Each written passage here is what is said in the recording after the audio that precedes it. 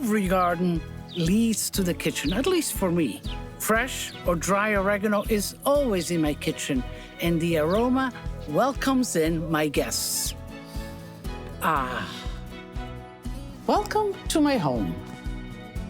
The smell of fresh baked bread is the best way I can greet my guests upon their arrival.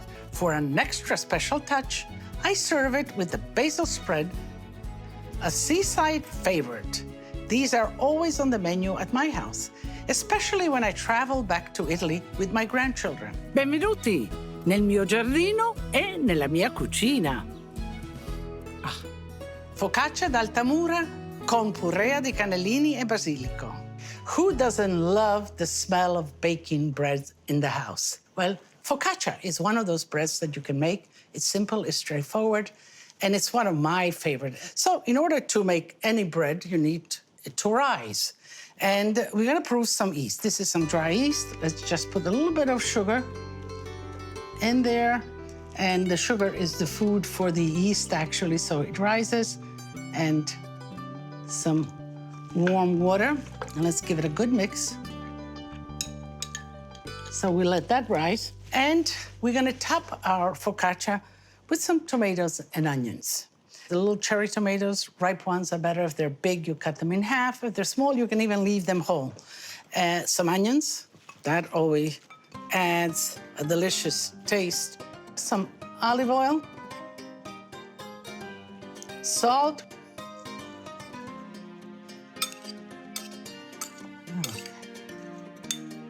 we'll let this marinate. Now, of course, this is simple and sweet and delicious, but you could put some oregano in there or whatever you'd like, some pepperoncino if you like yours, but I love it this way. So here, let's make the dough.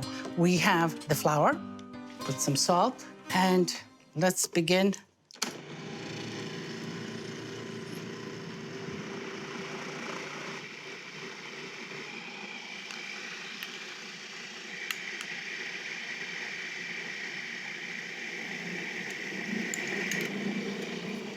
So whenever you're making a dough, you have, of course, the flour and the wet ingredients, and you do a little bit, the wet a little bit at the time, and you let it incorporate. Okay, just let it gather all together. I think it's just about ready because I'm gonna finish it a little bit with hand kneading. I like to get my hands in the dough.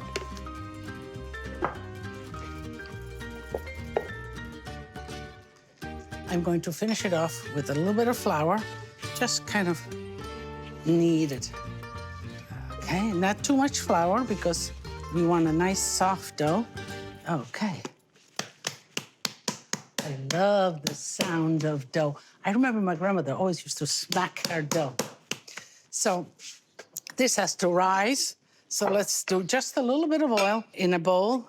And make sure that the bowl is room temperature and just coat it lightly with olive oil. This way, as the dough rises, it doesn't encounter the friction of the glass. It kind of glides up. It's already beginning to rise.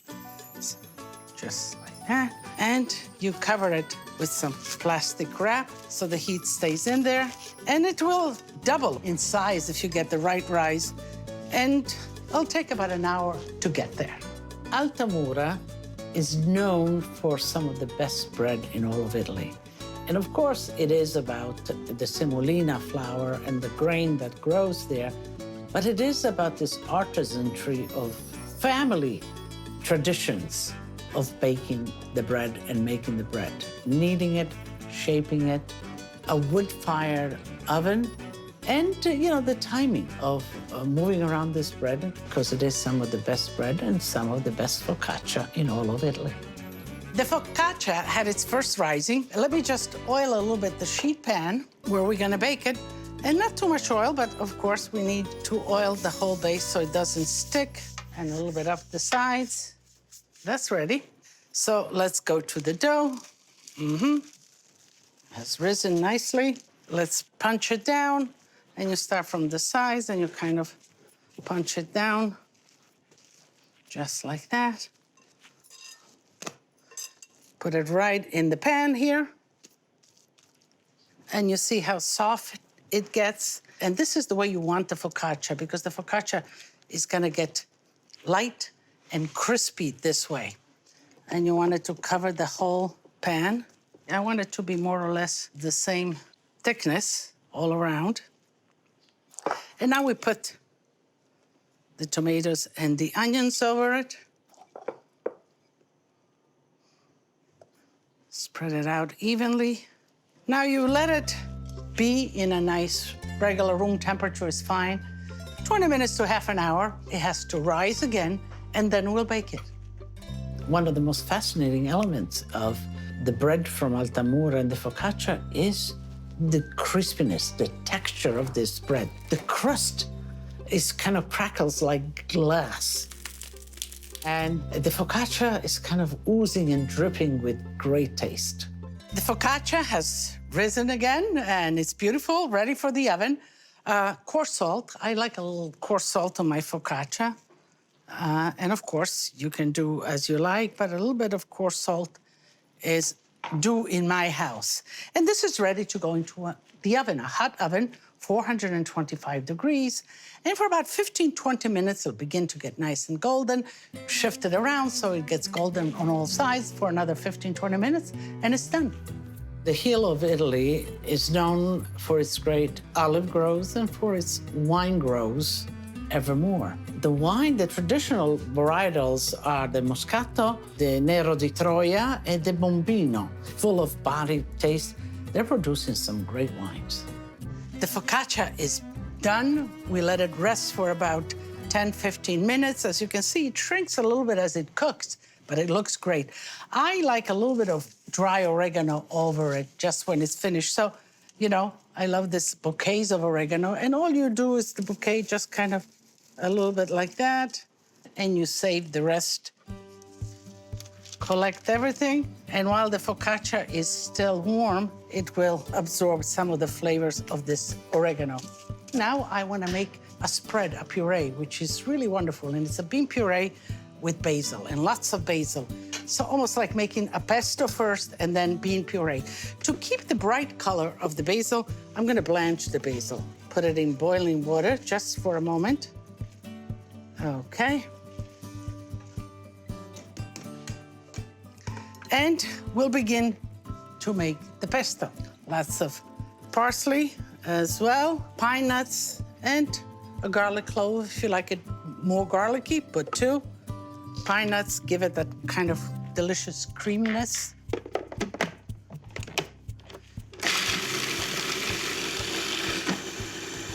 That's good. So the basil, I think we can pull right out.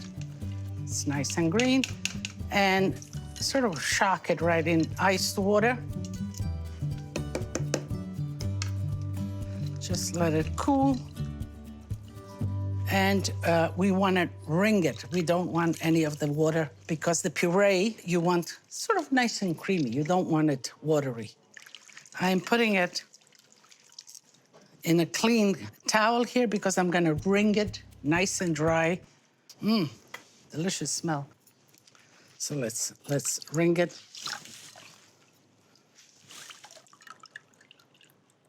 Okay.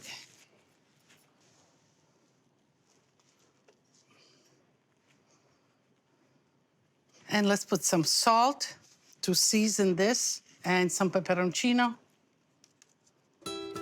And again, let's sort of get this nice and chopped fine, because once you have the beans in there, then you don't have an opportunity to chop it as fine. So make sure that you get your pesto going first.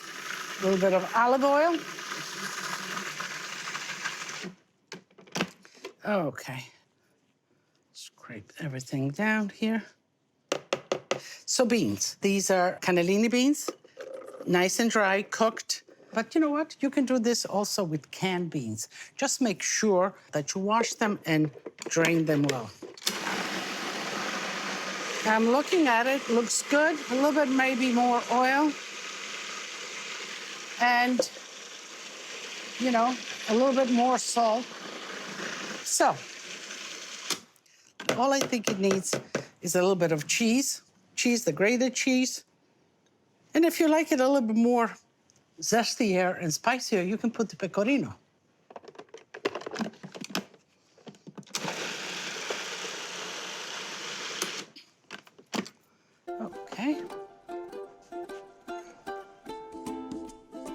collect it all.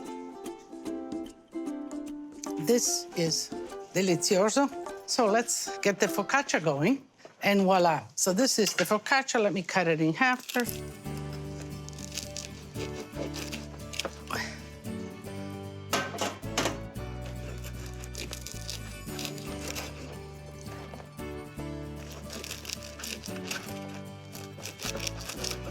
This piece I'm gonna cut like this, so everybody gets a little bit of tomatoes. You know what? Maybe I'll cut it in all different sizes. That's a long one. This is more of a squarish, so we certainly have a nice serving here. You put a little bit of basil just to reinforce the basil element there. And I like the crust, so I'm going to spread some of the... Is this delicious or what? I can just eat it like that, or I could put a nice prosciutto cotto on top of it just like that.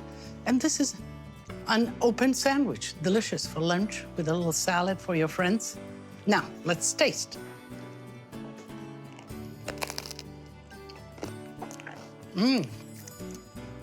Che delizia! Delizioso!